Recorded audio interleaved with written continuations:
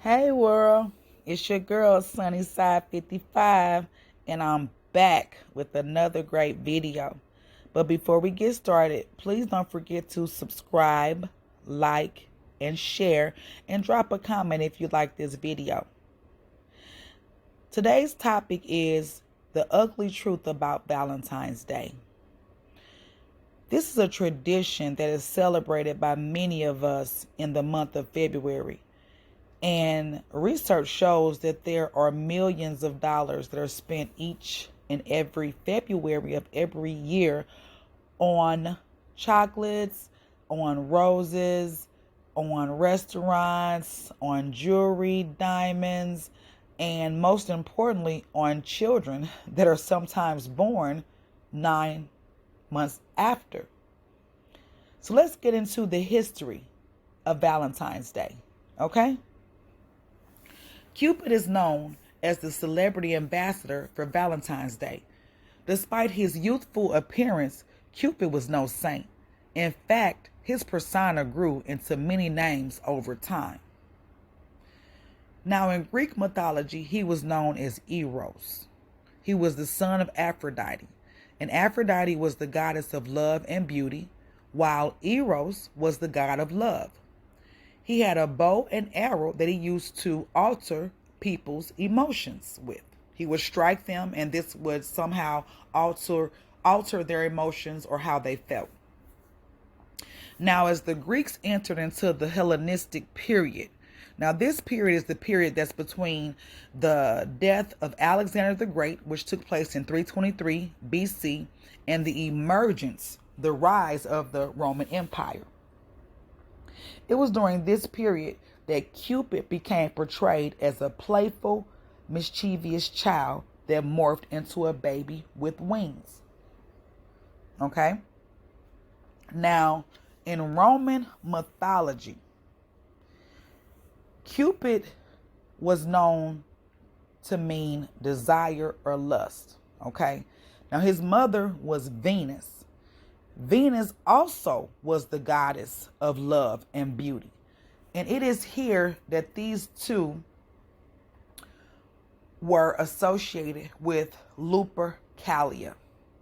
Now, Lupercalia is the pagan mid-February festival of purification and fertility. Okay. Now, Roman priests of the Luperci order would make sacrifices to the gods of fertility and purity between February 14th and February 15th. Now, the tradition would also pair women with eligible bachelors. Okay. Now, these pairings would often end up in marriages and also babies being born, in the following year of the Lupercalia festival. Now, the Luperci order had a group of members called the Luperci, okay? And the Luperci were a group of naked young boys. And these young boys would smear themselves in the blood of the goats and dogs that were sacrificed, okay? They would smear themselves in this blood, and they would run through the streets waving a whip-like thong. Now, this thong was called February, just like the month of February. February, okay? They would wave these whip-like thongs at women that were in the street, and they would actually hit these women with these whip-like thongs, and they would, pierce their skin. And so it is believed that when the women's skin were pierced, that this would induce fertility. Now, another similarity is that it is also believed that Cupid could cause love and sexual desire by piercing his victims with gold-tipped arrows. Okay.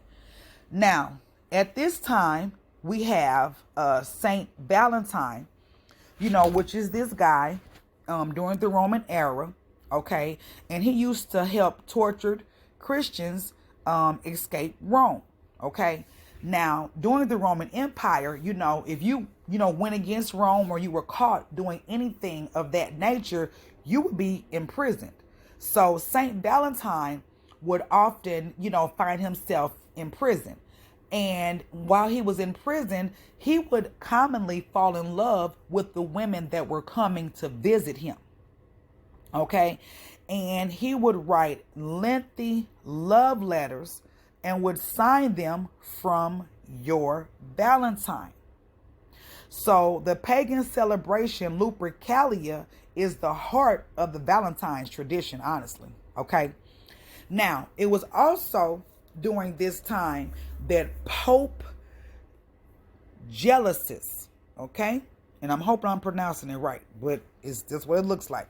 So Pope Gelasius outlawed Lupercalia in the 5th century, and instead he declared February 14th Saint Valentine's Day.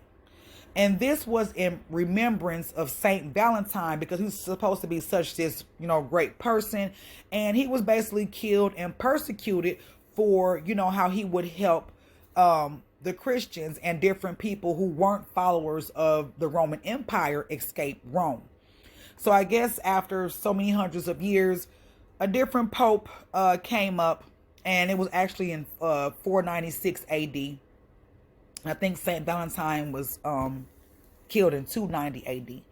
But around that time, 496 AD, was when they declared February 14th to be Saint Valentine's Day.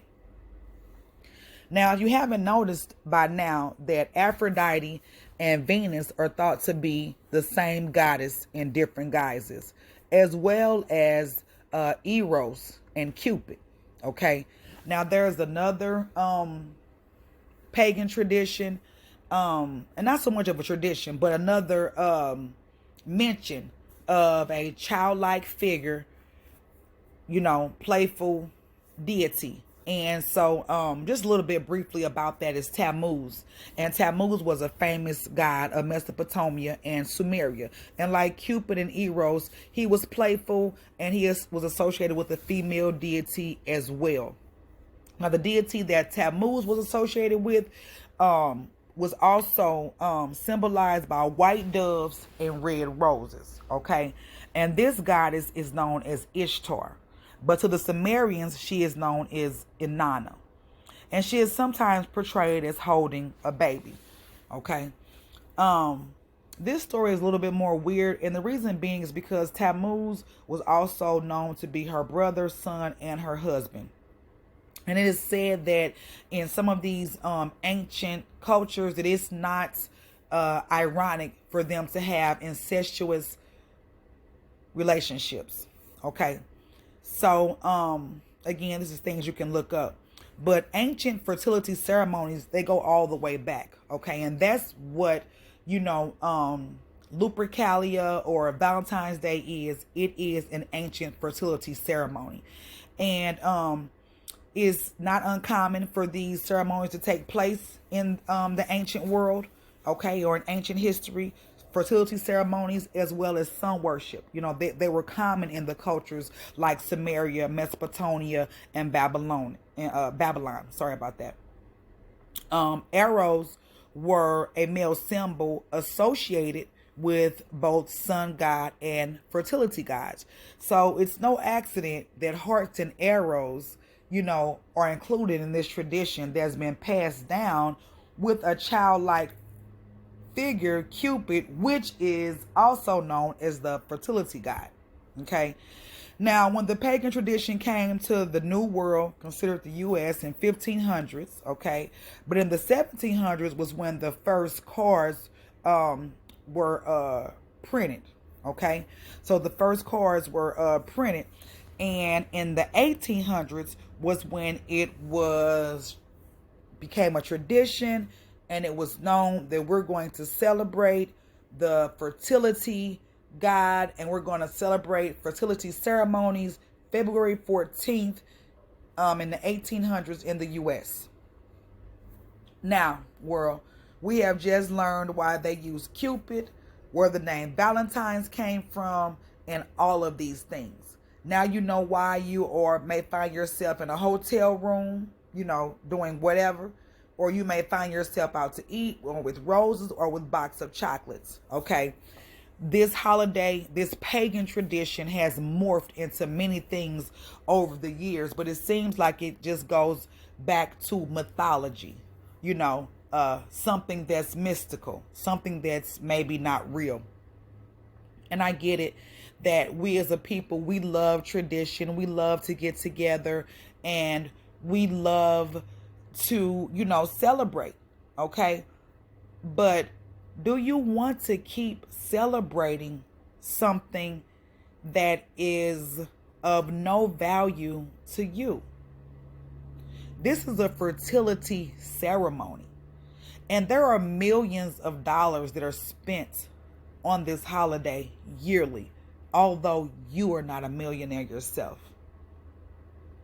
So I come to you today in peace, and I come to you today, world, to just ask the question: do you still want to celebrate the ceremony of fertility, Lupercalia, known today as February 14th, St. Valentine's Day? Shalom.